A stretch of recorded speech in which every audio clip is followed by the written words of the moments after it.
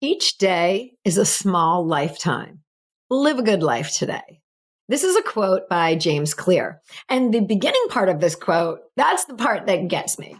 When you are creatively flowing, there is no tired. You lose track of time. There is just go. There is a small lifetime that is lived within one day because you can't stop the flow of thoughts. This is how the creative process works. It can show up presumably out of nowhere, but we know better. There is always some sort of inspiration, some sort of preparation for this creative activity to take place. You're listening to the Long Game Podcast, and I'm your host, Sandra Sciano. Today, the long game is how the creative process works.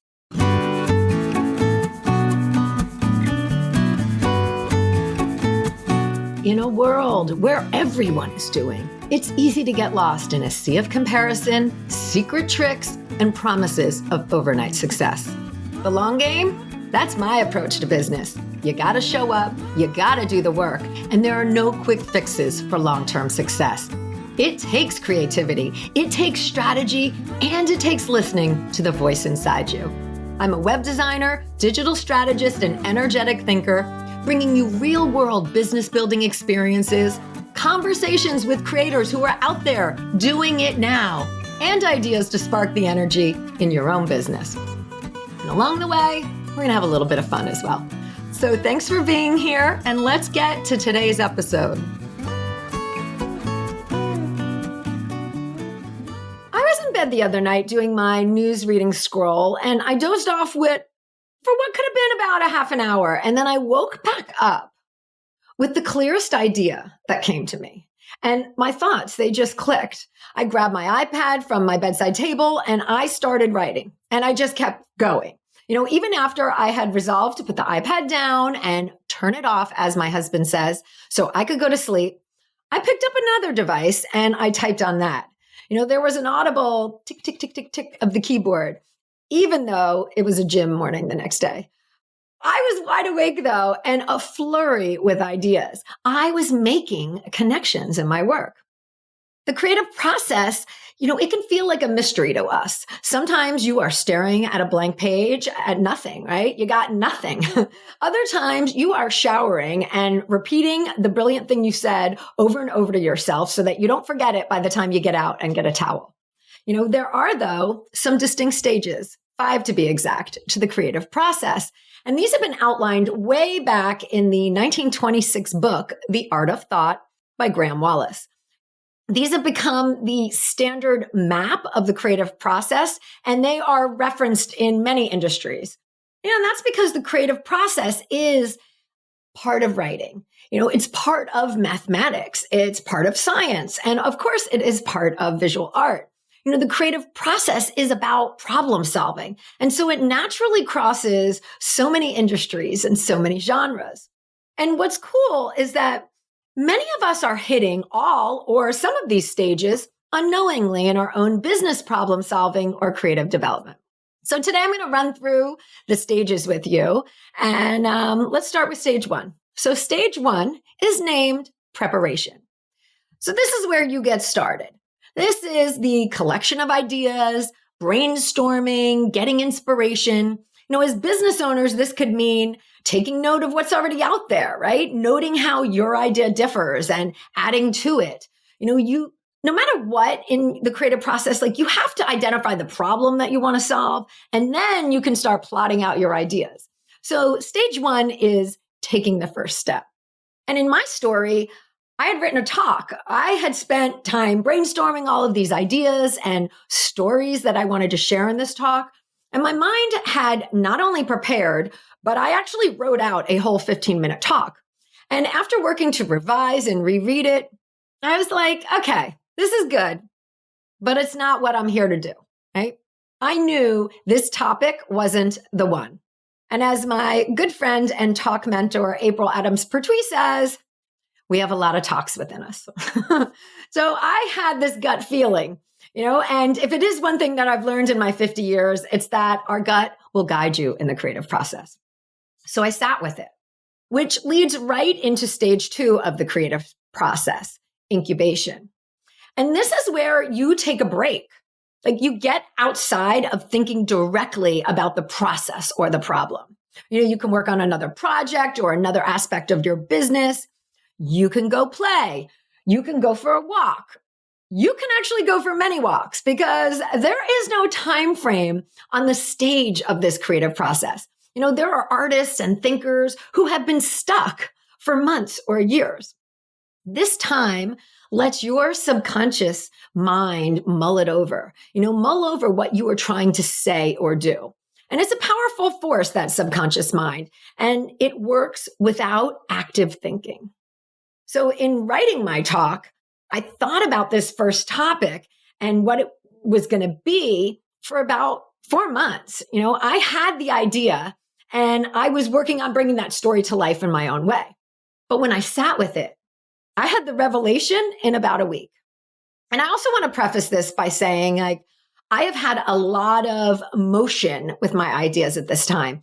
I have been actively working on my own healing and connecting of the dots. So this incubation time for me was part of a number of different influences and work that I've been doing. And that's how it works, right? Like all the influences come together because then it clicked in one night. And I entered stage 3 of the creative process, illumination. Doesn't that just sound amazing, right? You can see the rays of light coming out of that word.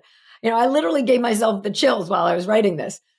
So this stage, this is where the idea is coming to you. That aha moment, your realization, this is where your idea, your solution to the problem is illuminated in your mind. It moves from the subconscious to your conscious mind. And whether it's while exercising or showering or after a short doze like me, you get it.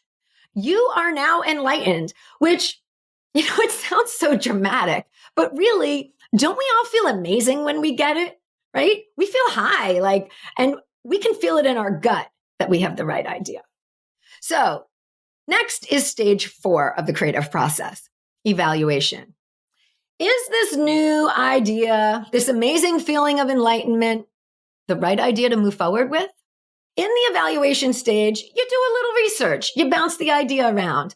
And depending on what the idea is, you could even do market research and things like that. There is time spent figuring out if this is the solution to the problem you are working on. And this stage is interesting because it can be where things get the kibosh and you start the creative process all over again. Or it can be where you move forward with your idea. And like I said earlier, you have many stories to tell. You have many ideas to share, and they may take different forms. So the story that I put the kibosh on, it's one that I'm still going to give. I'm still going to give this talk. It is a story that has a lot of insight and a lot of inspiration, so my accountability partners tell me. No, I'm kidding. I have actually been sharing this, of some version of this story for a long time now. But I know that there is another story within me. And that is where we come to stage 5 of the creative process, verification. In the art of thought, Wallace terms this as, quote, both the validity of the idea is tested and the idea itself is reduced to exact form. You bring your new idea out of you. You create your thing in stage 5 and you run with the idea. So for me, I started the writing process all over with the right message, the right platform that I wanted to speak about. I literally rewrote months of work almost in a night, right? I know I've got to touch it up and stuff, but I pulled stories from the original talk and I flowed with these new ideas, and it really was for me just a recognizing what my personal long game is. That's what I want to talk about. I have been on a lifelong journey and I'm making connections to create. And it's all good, right? We come out on the other side of our journeys, mostly. And I will share both the talks here on the podcast once they're fully flushed out, because that is part of what I want to do. I want to speak and share my story and share insights from my experience. I do believe that our experiences are universal. And the creative process in many ways is universal. Although we have our own experience within it because our ideas are unique, we all go through the same process and stages. And I was thinking about this because as I shared my epiphany with friends, they too, at one point, had to wrangle with their idea. And they too were now having aha moments from the work that they were doing. And it really comes down to an ebb and flow, right? Like, this is what I see about the creative process. You get started and you move forward, and then you pull back and you let it simmer. And then you ebb again with newfound ideas and connections. I have been a creative in one form or another forever, and I am familiar with the emotions in the creative process. And really, I just love that I've now landed in a place where I've created a business that feeds into my creativity as well. Because whether it's working with clients, yes, we do apply our creative process here, or developing my own assets, being a creative and taking a creative approach to my business, that fills me with joy. I get super excited. If we're on a call, I'm pumped about it. I'm going to tell you. So, I hope that you really get some insight out of this episode and you get some insight into your own creative process.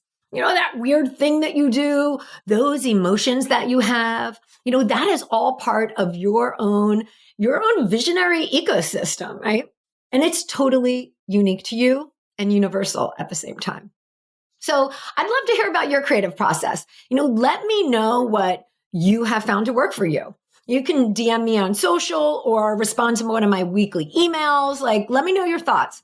Oh, and make sure you're getting my email. Just hop on to sandrasky.com and sign up. All right, everyone. Have a great week. Thanks for joining me today. You can access more information, links mentioned in this episode, and the show notes at thelonggamepodcast.net. If today's show connected with you in some way, please share it with your friends or hop on and leave a review. Both of these make a really big difference. All right, until next time, keep playing the long game.